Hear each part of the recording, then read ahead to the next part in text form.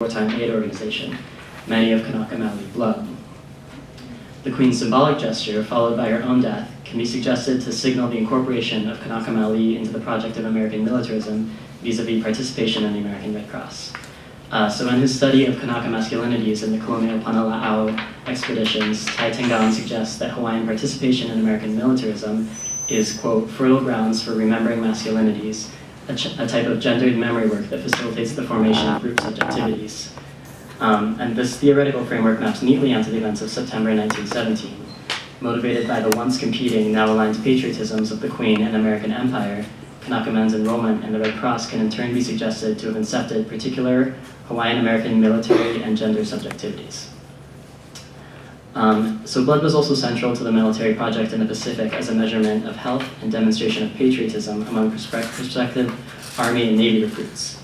A 1943 photograph of white military sergeants drawing the blood of Japanese-American volunteers on Kauai invokes such a performance of patriotism. In permitting the military to traverse the margins of the body, to borrow Mary Douglas's language, and extract blood, these soldiers demonstrate their dedication to the American military agenda during the Second World War.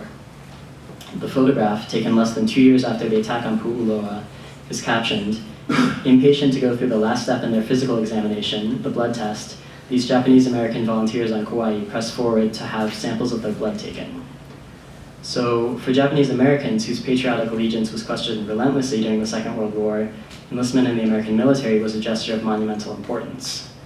During the war, blood helped to define both Japanese ancestry and national allegiance. Colonel Carl Benditson of the Wartime Civil Control Administration famously declared, "I'm determined that if they have one drop of Japanese blood in them, they must go to camp," outlining a policy of blood racialization, sometimes enforced at the level of 1/16th, that the government used to define Japanese Americans on the West Coast for incarceration.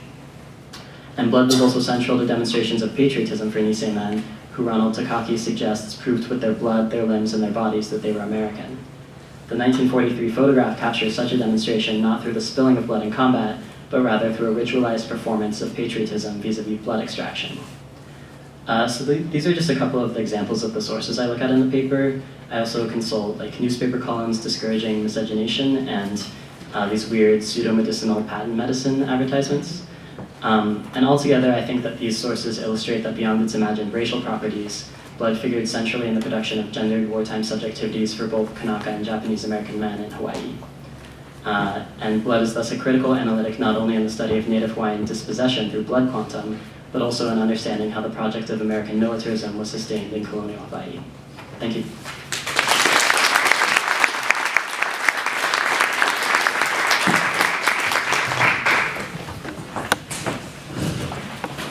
Hello, I'm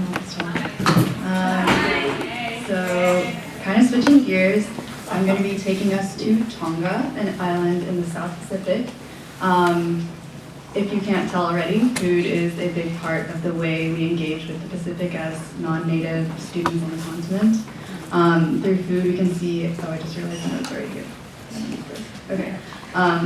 You can't tell already, blah, blah. Through food, we can see how indigeneity and race are constructed and consumed. We can see it, we can taste it, we can smell it. So today I'm going to be talking about mutton flaps and global health. And in my actual paper, I look at Western articles and then compare it to interviews with Tongan people. So I'll kind of go over that. But first, kind of overview. This is literally where Tonga is, and that's New Zealand, one of the places where lamb and mutton are exported to the Pacific. Mutton flaps, there's a picture. Mutton refers to meat from a lamb that's older than 2 years old. Some of you might be familiar. Lamb is eaten pretty frequently in other countries, but not as much in the United States. The flap is a cut from the belly, as you can see in this diagram. The flap is one of the least tender cuts, and according to anthropologists Deborah Gewertz and Frederick Arrington, who authored this book, which basically informed my entire research, they said that this cut of meat is both fatty and cheap, so it's easily frozen and exported from Australia and New Zealand to the Pacific Islands, which are all distant and far. And this trade began as early as the 1970s. Just like the spam musubi you just ate, it's not an indigenous meat to Tonga or any of the Pacific Islands. However, because of this kind of history of trade. It's been integrated into traditional Polynesian cuisine, such as lusipi, which is pictured on the bottom right here. That's like a mutton flat dish wrapped in taro leaves. And so that's kind of seen as like canon to the Tongan like diet. Even though mutton is not like an indigenous meat, it's still kind of one of the traditional foods. And the circulation of mutton flaps is described by these two anthropologists as, quote, a move from first world pastures and pens in New Zealand and Australia, where white people rarely eat them, to third world pots and plates in the Pacific Islands, where brown people frequently eat them. And so we can already see how the trade is racialized, and this has significant impacts for Tonga and specifically Tongan people. This was a study done in Tonga over 40 years, looking at rates of diabetes and obesity. Nutritionists and global health researchers have pointed to these increasing trends of non-communicable disease, particularly within native populations. And honestly, like you can see the trajectory is like pretty bad. And if the conditions continue the way they are, there would be like high rates of morbidity and mortality. And according to the Institute of Health Metrics and Evaluation, the top risk factors leading to these diseases are high body mass index, high fasting plasma glucose, and dietary risks. What that basically means is what people eat in Tonga is affecting how long they live and how many years they live without diseases like diabetes and obesity. So I was looking for kind of a way to start researching this, so I just Googled mutton flaps. And this is kind of what you get, and it's like several different news sources that kind of give you just like sensationalized headlines of how like mutton flaps specifically are killing Tonga. The one on the bottom left kind of succinctly ties it together. And then this is the oldest article I found from 1979. It's kind of like this weird escapist like Western fantasy where you can like go where like fat people aren't shamed. And they all mention mutton flaps.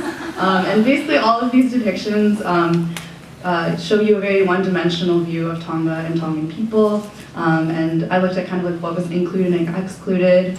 I can't really talk about that super in depth, but representation, flattening. But what's more important is looking at what Tongan people have to say themselves. So the study on the left was done in Nuku'alofa at a church with 400 members. They did a survey to see basically like whether Tongan people knew what they were eating was like healthy or not, and obviously they did because they're people and they know what they're eating. And so they know that things like fatty foods and imported simple carbohydrates are not healthy, which is something that is not really like implied by the news articles written by like Western journalists. And so there's an awareness of like the things that they're eating are not healthy. However, this suggests that like larger forces are dictating how people choose what they eat, and those are elucidated more explicitly in the two quotes on the right, which I pulled from a thesis written by an anthropologist about food security and perceptions of food security among Tongan mothers and health workers. So the quote on the top talks about like, my husband is angry when I cook our food with vegetables and without like stuff like mutton. And so like hinting at that kind of like new canon of what's considered traditional food and how preference is informed by what's accessible and what is like cheap and what people can afford. And that's kind of like also suggested in the second quote where one of the participants had to travel a long distance to get lamb flaps because they were cheaper than leaner cuts. So these interviews were a bit more like revealing about those structural factors that are kind of invisible in the news articles. And so just closing off, I guess it's not very clear from the presentation, but if you want, you can read the 10-page paper.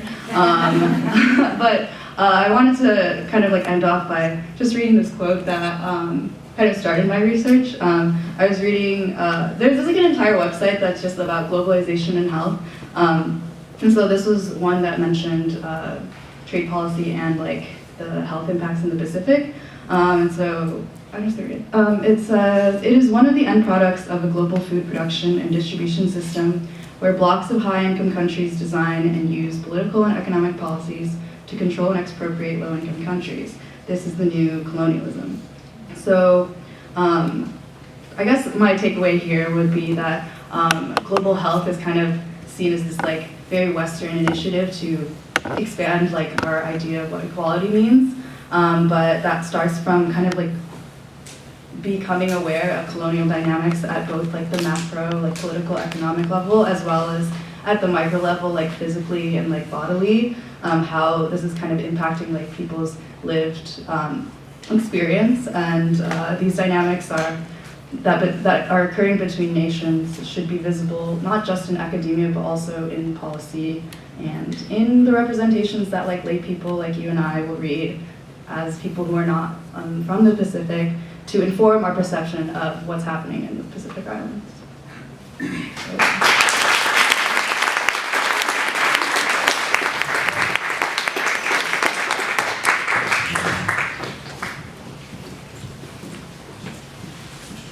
Hi. My name is Isabella, and I will be presenting on monomatics, examining ethnomathematics through hohulea and other indigenous technologies in Hawaii. So this is just a representation of the route that the hohulea took in 2014. So I will be examining specifically the introduction of ethnomathematics into public and private school curricula in Hawaii and its effect on the indigenous population. For some background, ethnomathematics looks to the intersections of cultural and historical tradition within mathematics. This relatively new area of focus in mathematics education works to disrupt the common notions of mathematics or science as a whole as necessarily divorced from or absent of socio-cultural influence. Ubirtans Ambrosio firstly introduced the concept of ethnomathematics in his critical work, Ethnomathematics and its Place in the History and Pedagogy